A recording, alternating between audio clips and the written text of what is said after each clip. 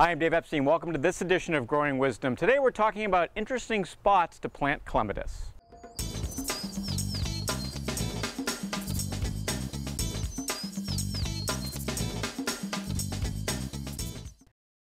So spring is a great time to just browse garden centers. You have to be careful, have a budget, because I can blow a lot of money in a garden center in a very short period of time. And I went there today, and spring is a good time to plant clematis, and I found this clematis. It's a really interesting one. It's called Sweet Summer Love clematis. And you might be familiar with the clematis that's white, the autumn clematis that blooms, obviously late summer, early autumn.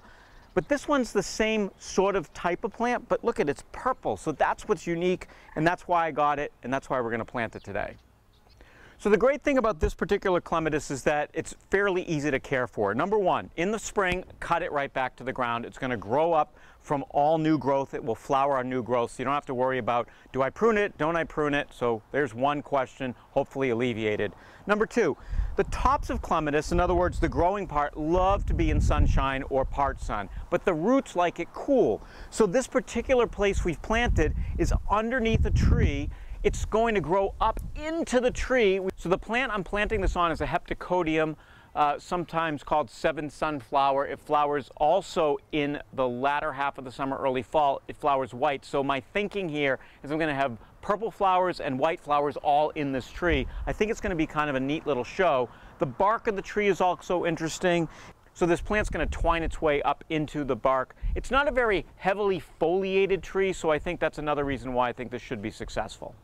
When you plant a clematis, plant it equally as deep as you find it in the pot. You don't want to plant it too deep, but you also don't want the roots exposed because, as I said, the roots like to be cool and moist. You want well-drained, evenly moist soil.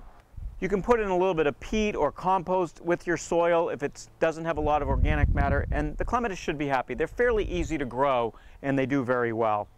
Places they won't do well, deep shade or blazing hot sun where the ground is baking and the air above it's baking.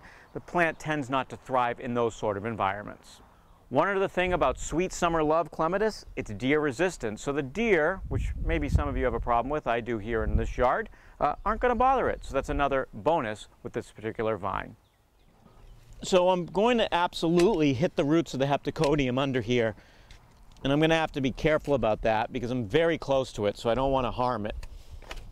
I just need to get deep enough to be able to tuck this little clematis in there.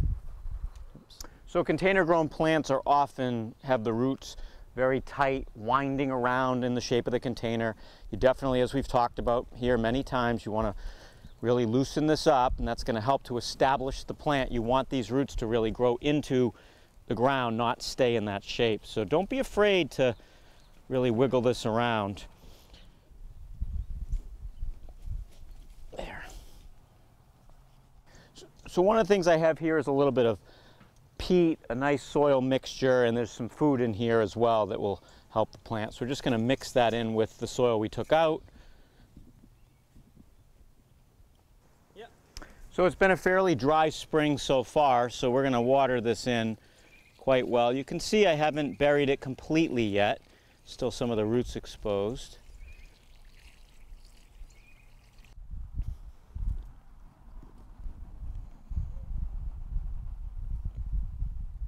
So here in mid-spring, we've taken our Sweet Summer Love clematis. We've put it against the heptacodium. We're hoping it grows up. It's going to give us great late summer and early fall color. Remember, we've kept the roots cool. The top's going to be in sunshine. This plant should be quite happy. For this edition of Growing Wisdom, I'm Dave Epstein.